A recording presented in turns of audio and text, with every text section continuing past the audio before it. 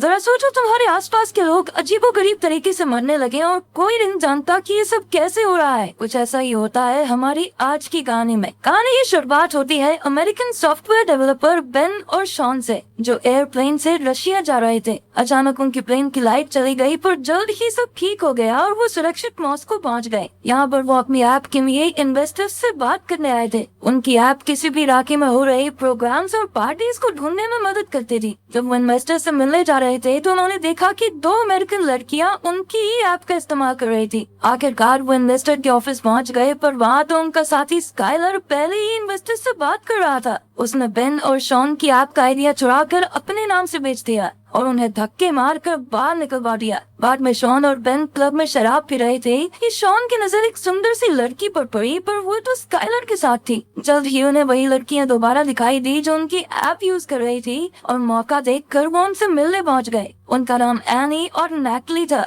वो चारों मिलकर पार्टी करने लगी कि अचानक क्लब की लाइट चली गई और सबके फोन बंद हो गए। शहर के लोग बाहर सड़कों पर आ गए और उन्होंने आसमान में पीले रंग का धुआं देखा। अचानक वो चमकने लगा और जल्द ही पीली रोशनी की छोटी छोटी बॉल्स जमीन की तरफ बढ़ने लगी। एक बॉल शॉन के ग्रुप के पास आ गई और सभी डरकर पीछे हट गए। ये रोशनी अब बिल्कुल थोड़ी थोड़ी दिखाई दे रही थी। एक पुलिस वाले ने अपने डंडे से उसे छुआ, पर अचानक रोशनी ने उसे खींचकर भस्म कर दिया। चारों ओर हाहाकार मच गया और जल्द ही कई रोशनी वाली बॉल्स ने सैकड़ों लोगों की जान ले ली। शॉन का ग्रुप और कई लोग दौड़कर क्लब में घुस गए और उस रोशनी ने सभी खिड़कियां तोड़ डाली। असल में रोशनी नहीं बल्कि अजीबोगरीब जीव थे। इन्हें इंसानों को छोड़कर सब कुछ ग्रे दिखाई देता था। जल्द ही वो रोशनी सबको खींचकर भस्म करने लगी, और अचानक किसी ने शराब में आग लगाकर बोतल उसकी ओर फेंकी और वो जीव पीछे हट गया। जल्द ही स्काइलर भी क्लब में घुस गया और फिर शॉन का ग्रुप छिपते हुए स्टोर रूम में पहुंचा। बाहर वो रोशनी बेरहमी से लोगों की जाने ले रही थी। अचानक कोई दरवाजा पीटने लगा तो नैटली ने देखा कि स्काइलर था। उसने स्काइलर को अंदर आने दिया और सभी कई घंटों तक अंदर ही छुपे रहे।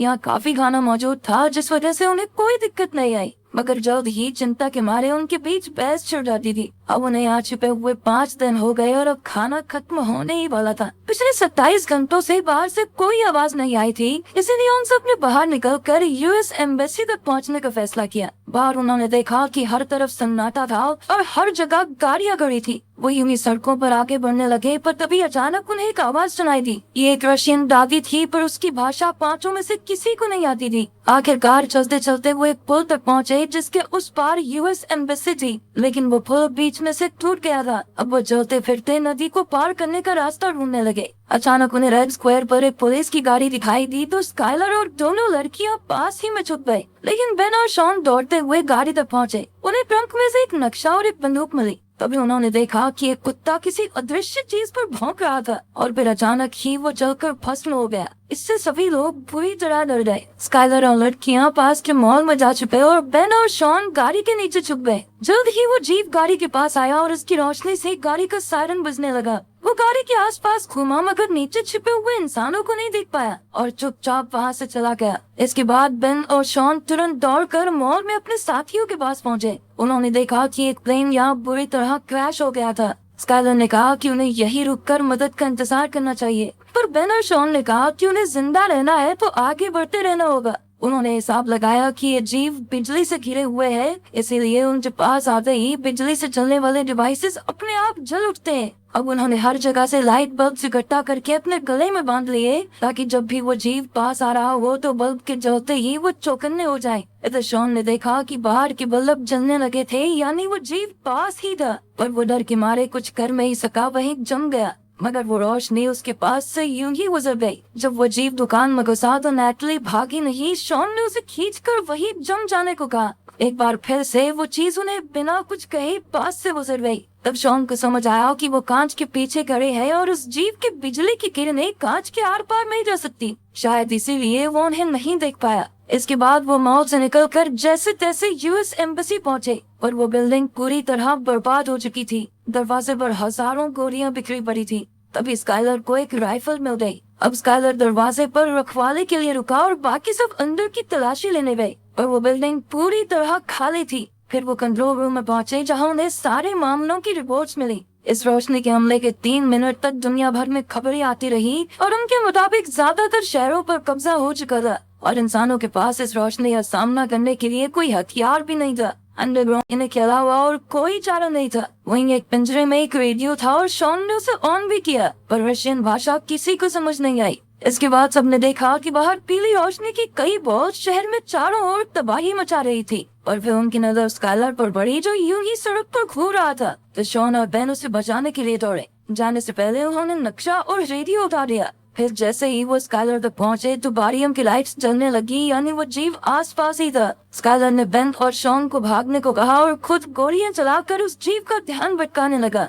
जल्द ही रोशनी ने उसे भस्म कर दिया, पर बेन और शॉन की जान बच गई। बिल्डिंग में जाकर शॉन ने देखा कि थोड़ी दूर एक बिल्डिंग के कमरे में लाइट जल रही थी। किसी तरह छिपते छुपाते वो सब उस बिल्डिंग में पहुंच गए और अंदर घुसते ही वीका नाम की एक लड़की ने उन पर बंदूक तान दी। उन्होंने उसे समझाया कि वो रोशनी के हमले से बचकर यहाँ तक पहुँचे हैं, जिसके बाद वीका उन्हें अंदर ले आई। उन्होंने देखा कि वो कमरा चारों ओर से मेटल से ढका हुआ था। वहाँ का मालिक सर्गे था, जिसने बताया कि उसने ये कमरा इस तरह से डिजाइन किया था कि यहाँ पर बिजली टिक नहीं पाई। इस तरह वो इन खतरनाक जीवों से बचे रह सकते हैं। वीका को रशियन समझ आती थी, इसीलिए शॉन ने उसे एक रेडियो मैसेज सुनाया। वीका ने उसे समझाया कि मॉस्को नदी के अंदर एक सबमरीन है और जितने भी लोग कल सुबह तक वहाँ पहुँच जाएंगे उन्हें बचाकर एक सुरक्षित जगह पर पहुँचा दिया जाएगा। फिर सर्गे ने बताया कि सबमरीन को भी इसी कमरे की तरह तैयार किया गया है, जिससे वो रोशनी दूर रहे। अब उन सब ने मिलकर सबमरीन तक पहुंचने का फैसला किया। सबसे पहले वीका, नैटली, एनी बिल्डिंग में से जरूरत का सामान ढूंढने निकले।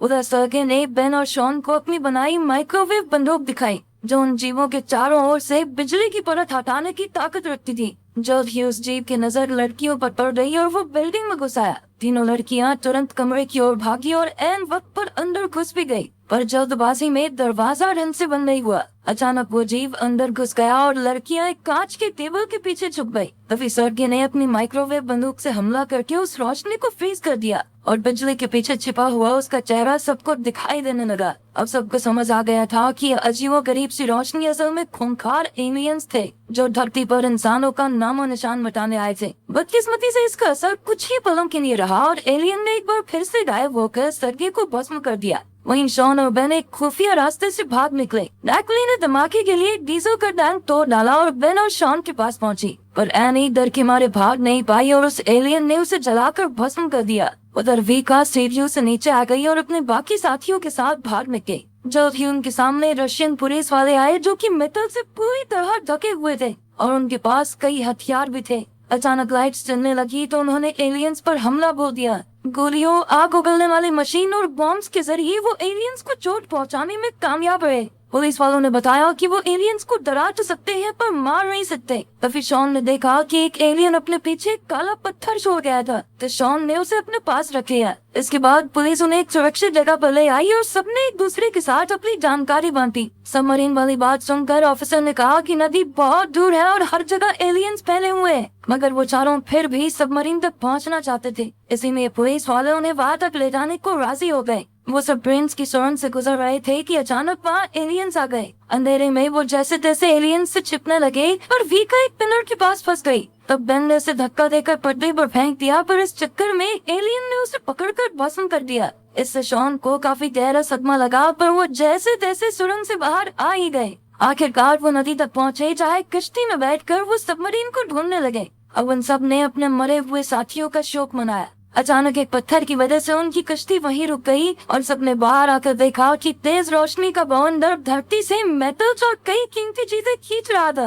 तब उन्हें एहसास हुआ कि एलियंस धरती से मिनरल्स चुराने आए हैं। तभी उनकी नजर सबमरीन पर पड़ी, पर अचानक उनके सामने वाली बिल्डिंग तहस नहस होकर उनके ऊपर गिरने लगी। इससे वो सभी पानी में गिर गए, पर अंत में शॉन, बीका और एक ऑफिसर तैरकर सबमरीन तक पहुंच गए। शॉन ने देखा कि नैटली अब भी गायब थी। उसने जैसे तैसे सबमरीन की कैप्टन को नैटली के लिए थोड़ा इंतजार करने के लिए मना लिया और खुद पुलिस वालों के साथ नैटली को ढूंढने निकल पड़ा। चलते चलते उन्होंने अपने फोन पटरियों के पास फेंक दिए ताकि एलियंस के आने पर उन्हें पता चल जाए। कुछ ही पलों में फोन बजने लगे, पर ऐन वक्त पर शॉन नीचे गिर पड़ा, मगर उसने माइक्रोवेव बंदूक से एलियन को हवा में ही फ्रीज कर दिया। तभी पुलिस वालों ने उस पर सीधा धमाका करके उसे मार डाला। आखिरकार ये साबित हो गया कि एलियंस बिजली को अपनी ढाल बनाकर रखते थे और उस माइक्रोवेव बंदूक से बिजली खत्म करके एलियंस का खात्मा करना मुमकिन था। तभी नैटली को उनकी आवाज सुनाई दी। वो एक बस में छिपी हुई थी और अब शॉन उसे बचाने गया।